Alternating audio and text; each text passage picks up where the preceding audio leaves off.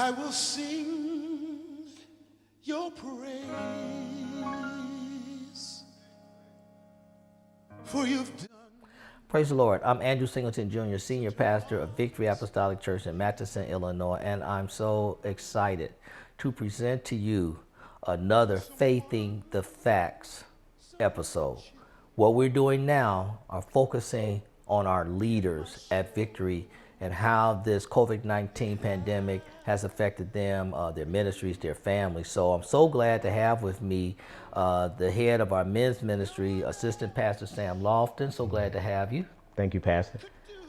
Sam, as you know, before this pandemic hit, Victory had just a tremendous outpouring of men on Thursday night. Mm-hmm.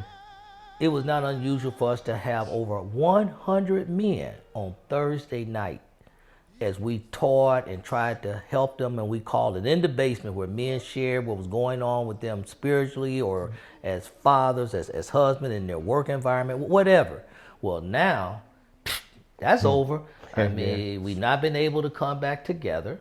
So how has this pandemic affected you and how you're approaching men's ministry here at Victory? Well, Pastor, March we were scheduled to have our men's day. So the pandemic's pretty much had like a tsunami effect upon men's ministry. So we had to cancel men's day, and now we're looking at how we're going to handle Father's Day. Then at the same time, we were scheduled to have our men's retreat, so we had to delay that until next year to 2021. So we're in the process of just looking and revamping and figure out how we're going to execute the rest of the men's ministry for the year 2020. Mm-hmm. So what changes are you making during 2020? Because we came to grips as a church and with the leaders at Victory, I had to come to grips with that initially we approached that this pandemic was going to be very short term. Well, it became clear long term. So it was not enough for us to do wellness and checks on people. We have now began to seriously minister, whether it's to our children, whether it's to our women, whether it's to our men. So what are we doing from an innovative perspective to try still to let the men feel they are part of In the Basement? Well, one of the things, we've embraced technology. We're trying to catch up with the millennials because we have some men that are a little bit older. A little bit older and embrace technology. So we started Zoom on Thursday nights. So we actually have taken the basement from Victory and taken it to every individual's home. So that's one of the first things we're doing. We're also doing wellness checks with the various brothers, especially the brothers that are up in age. They prefer a phone call because we don't text them or email them just to see how they're doing. And then we kind of started a cross check. So we divvied up some of the brothers. You check on 15 brothers, you check on 15 brothers, so that we can just stay connected. So those are the things we're doing. And we've even pushed that with our men's Sunday school, that we're now starting to Zoom our men's Sunday school classes. Well, see, what you're saying is what I'm saying over and over and over again. I hope church pastors and leaders are listening. We have to adjust and still minister to God's people, even in these trying times. My second question is, I know you work a lot with our homeless ministry here at Victory. And well, I want y'all to understand that are viewing, this is one of the key ways to get men involved in your church is to do things outside the church.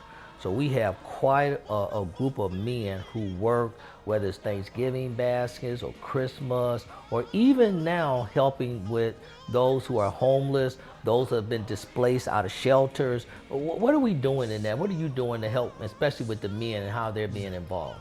Well, one of the key components, Pastor, with our men's ministry is our integration across the various ministries at the church. So within the Gospel of Justice ministry, we help out with the displaced individuals or the homeless ministry, whereby we go in and support distribution of food, picking up the food, unpacking the food, and then also adding a layer of security, because as we know in this time, there are a lot of people in need, so you have various aspects. Beyond the homeless ministry, also will provide support in regard to other ministries where there needs to be a male presence. Okay, and my final piece to you has to do with just you personally. Okay. How is this affecting you in your day-to-day life, this pandemic? Well, it's been pretty impactful, Pastor, to answer that question.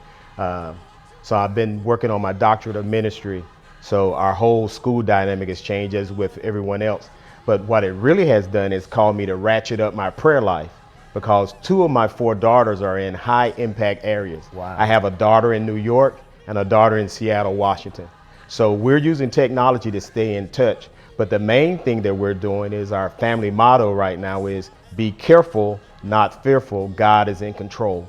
So just based on that, that gives me some comfort. But as a father, you know, I'm always trying to be engaged to make sure that the daughters are okay. Yeah, because with the widespread nature of this virus, you're making it clear the impact is not just locally and in our home, it spreads literally all over the world to where we have family and friends. So I'm grateful for your input, and I hope this helps some of the churches see that you can still be mobilized and doing God's work even during this pandemic. So I say to you, as I often say, stay healthy, stay safe, and keep the faith. God bless you. God bless you. So marvelous.